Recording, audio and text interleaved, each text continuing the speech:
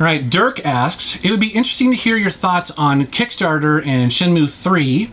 He also asks, do you think the way Kickstarter is used today to announce and fund video game projects toys with our nostalgic feelings too much? Is it okay that big publishers tend to jump on successfully funded projects afterwards, using Kickstarter as a tool for measuring customer interest? He'd also like to know if we have backed any Kickstarter projects in the past. I actually have backed a Kickstarter. It was for the Pure Solar. For the Genesis. Genesis and Dreamcast. Still haven't got my Dreamcast version yet. Really? As far as the Shenmue announcement, I feel like it was... I honestly felt that Sony was going to back it even before they asked people to... I think you're right. Because look at the popularity, how people reacted when they saw it finally possibly being released. Honestly, that's a good point, is that people have been talking about that game forever. I mean, to me it seemed like a no-brainer that people would go out and buy it. And here's the other thing, too. I think it was either Shenmue 1 or 2 cost $40 million to make. First one. Okay, it was the first one. Yeah. So if they're going to make a sequel to that, first of all, if they're just going on the Kickstarter alone, they probably will never make it to $40 million. Yeah. And that's a long ways off. I think the last time I looked, it was like 3 or 5 million is where they're at. So I think you're right. Sony has to help back that if they're going to get anywhere close to the original, right? Yeah, I just felt like they knew that they didn't need to ask the people for the money because they knew they were going to back it from their people's reactions. I feel what you're saying then is you're a little bit kind of betrayed that perhaps the developers asking for money when they're going to get even more from Sony. Exactly, and then they asked, hey, for 100, if we make it to 100 or 20 million or 100 million, I can't remember what he said. The game will be free roam world or something. Oh, like open world or something like that. I'm like, geez, these people, nobody's rich, if everybody contributes, but.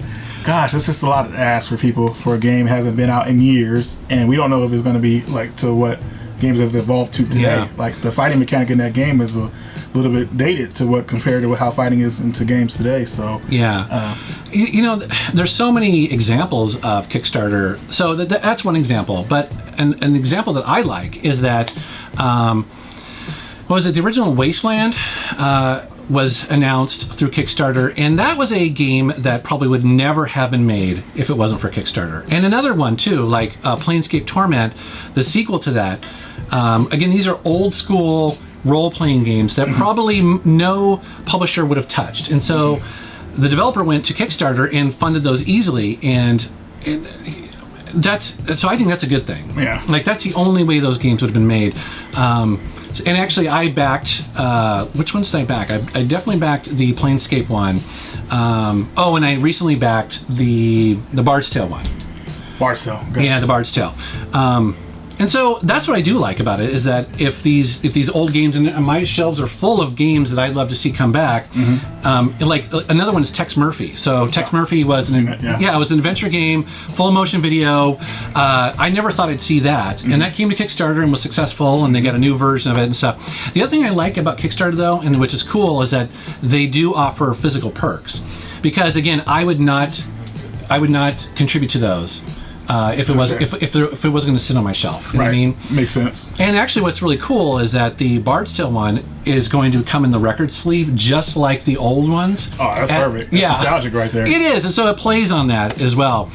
But the other thing, again, it's weird though, is that EA and some of these other companies look to these and will swoop in. And it is a little bit of a betrayal to the people who funded it. I don't know why it feels that way, but it does. Like they just want to capitalize on what they think could make them some money. So it just, I don't know.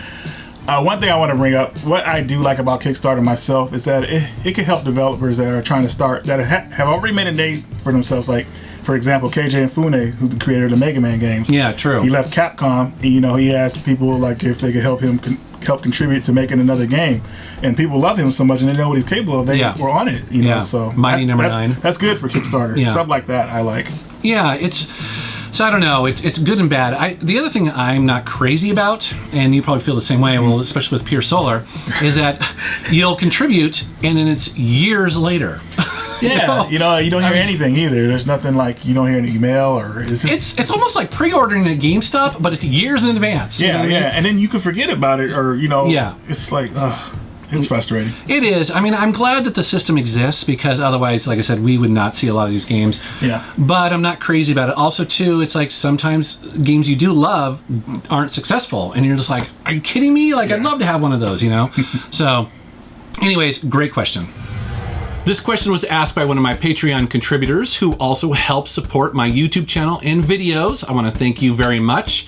In addition to being able to ask me questions like this in a private message board, you also get early access to all of my videos and some other really cool perks. If you're interested in checking that out, please go to patreon.com/MetalJesusRocks.